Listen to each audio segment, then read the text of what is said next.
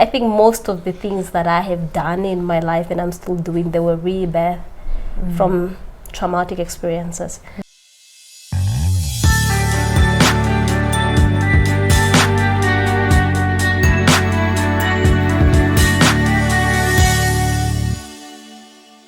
Hi guys, welcome back to my channel. If you are new to this channel, I am Dalenga and I am the founder of There Is Still Hope.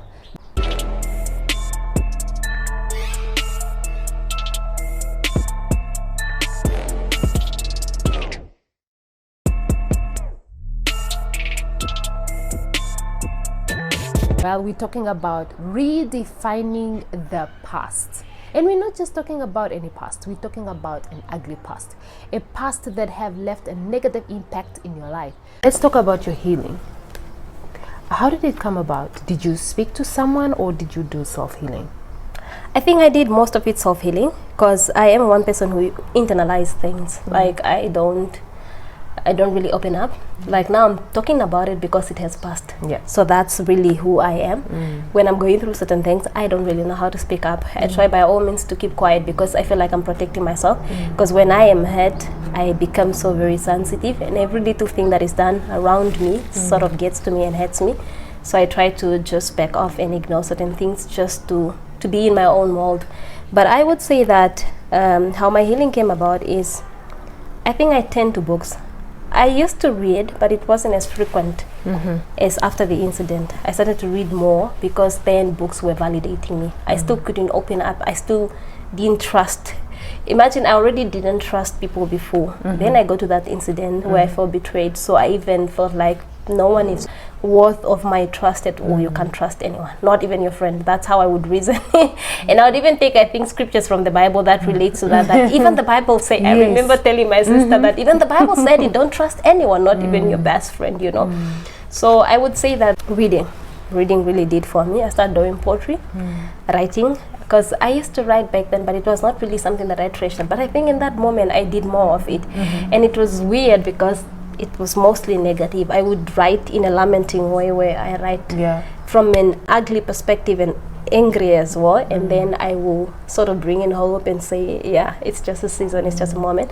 I started writing like that. And I also think that's where I really started. Not to say that it was basically because of that event, but coupled other events that were also happening in that moment. I think that's how I also started writing music. And the more I wrote, the more I find closure. But I also went through psychological help, but that was after I was hospitalized because this whole thing was manifesting physically, and it was really stressed. So when I was hospitalized, it was the tummy issue that has been there for a while. What were the signs? Burning sensation in the tummy, backache, and headaches.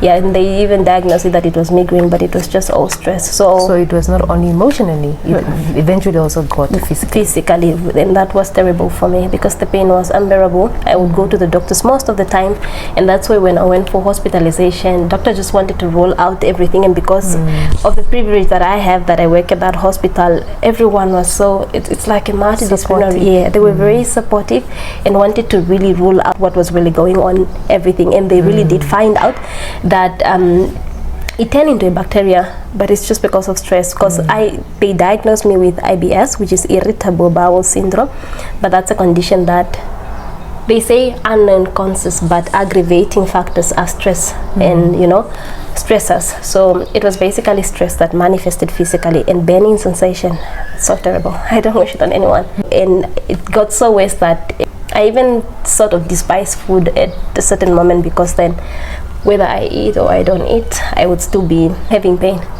But I appreciate that moment because that's when I was referred to a psychologist, and I started having my sessions for 3 months. I really pushed hard to go through those 3 months sessions, and it paid off very well at the end of the day. Okay.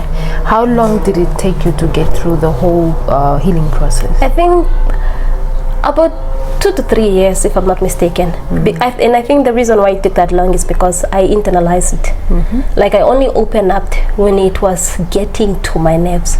That's the time when I was being delusional, you know. I'm seeing things very unclearly. I would label projection for not projection just because my mind is racing and my thoughts were racing, and I was seeing, you know, I will be there even just in the kitchen, and I will just, a thought will run in my mind that somebody's about to attack me, and I'll really behave like there's somebody standing in front of me. But it was, yes, paranoia, but it was just because of all these events that were going on in my mind.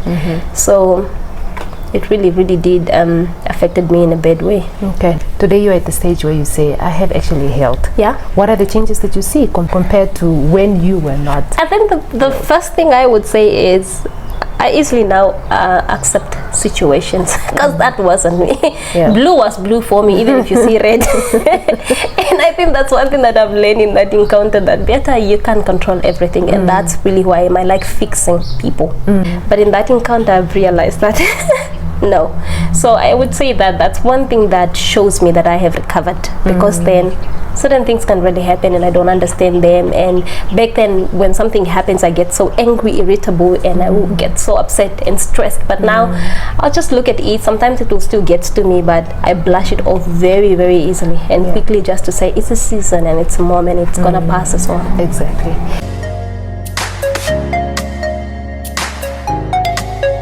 You know, sometimes when we go through things, somebody has done you some wrong, we are more prone to walk away with the ugly.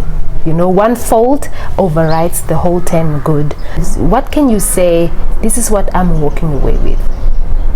I think I've walked away with knowledge and insight, because in exception of that incident, this person was really knowledgeable and he shares, and I think I walked out with so much goodness than bad. Back then, no, I wouldn't say that. But now I just realized or recognized the beauty of challenges and difficulties. I think I would call it a rebirth. I have a new mind and a new perspective and a changed heart, because then now I am able to redefine things. You can see an incident and you can see a challenge and look at it as bad and say, yo, that's so terrible, but I will look at it and say, it's not that bad, you know. It happened because this needed to be learned, this needed to be taught. So I think I walked out with a rebirth and a change to heart, and that's so beautiful for me, honestly. It's been a best journey.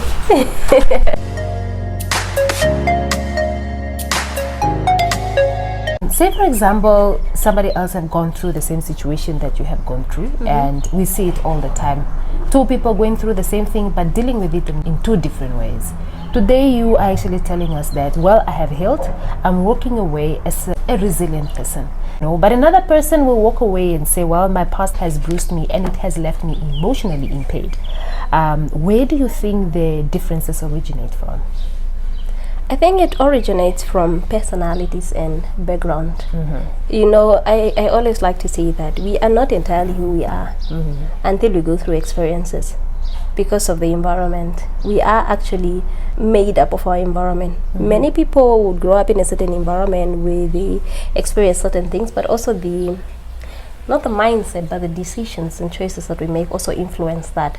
Because like you have put it, as similar scenarios but different or diversions of life in different reasonings and all that. I think it comes to making decisions also, and also personalities play a very big role, because some people are so sensitive to every little event of life, but some people I think are naturally gifted and strong. You know, that they look at certain things as it's just normal and it's life. And I think it's a perspective that really does matter, because if you're wired in that personality where you are so self-driven and so easily unabsorbed, then you are more easily able to cope within that. But if you're this person that probably have also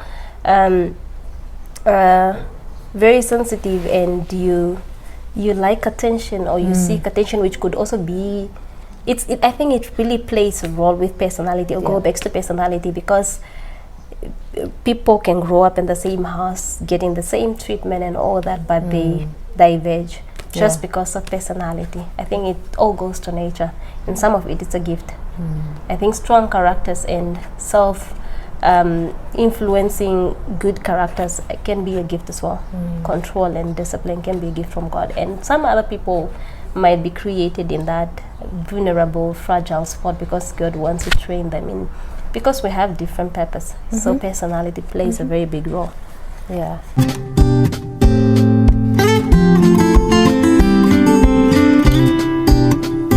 In a nutshell, I would say sometimes an ugly past is inevitable, but allowing yourself to suffer year after year, year after year, it's optional.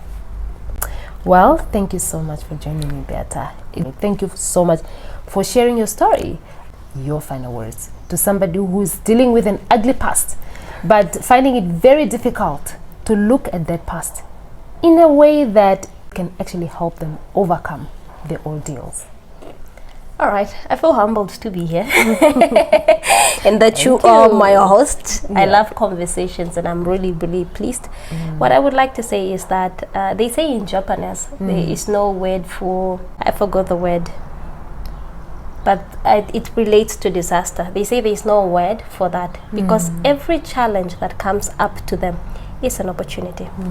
And I think that applies with life. And it's something that I've absorbed from all the experiences I've encountered, that every experience, whether bad or good, it's very significant in your life, and it really plays a very, very, very big role. I think most of the things that I have done in my life and I'm still doing, they were rebirth from traumatic experiences.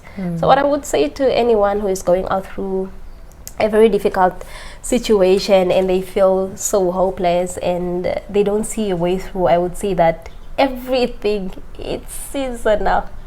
Everything is temporary. That I would say.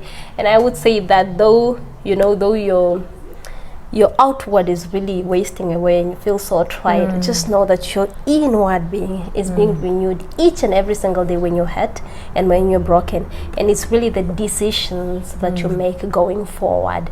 You go through the pain, but that doesn't define you. What defines you is the choice that you take moving on. And every pain and every brokenness birth beautiful projects. So look at it in a different way, that this is beauty being rebirth. And I think it's a new perspective and a new mindset that changes everything. The more you look at it in a beautiful way, the more it changes everything for you. And what you saw as pain and hate wouldn't even be hate, so it will change everything. Very true. Yeah, that's what I would say. Wow, thank you, Beata. Well, guys, I must say that I have really enjoyed and I've also learned a lot from your story. Once again, thank you. Please understand, we are not saying that it's supposed to be easy or you are not supposed to hurt. No, we are saying it's a past that we can hardly do anything about. It's a bygone, it's gone. You know, why do we continue to live it when we know that it's hurting us? And there are ways that one can get healed from whatever it is that happened to you. Everything in life has a beginning and everything in life has an end. So we don't need to continue reliving these situations that happen to us just to keep it alive. You know, it's time that we honestly just make deliberate decision and say, well, I don't want my past to affect me anymore. I'm going to get up and seek for my healing. In a nutshell, this is what we are saying. Well, thank you very much for joining us, and thank you for tuning in. From me, Ndalenga, And me, Beata. it's bye-bye from us.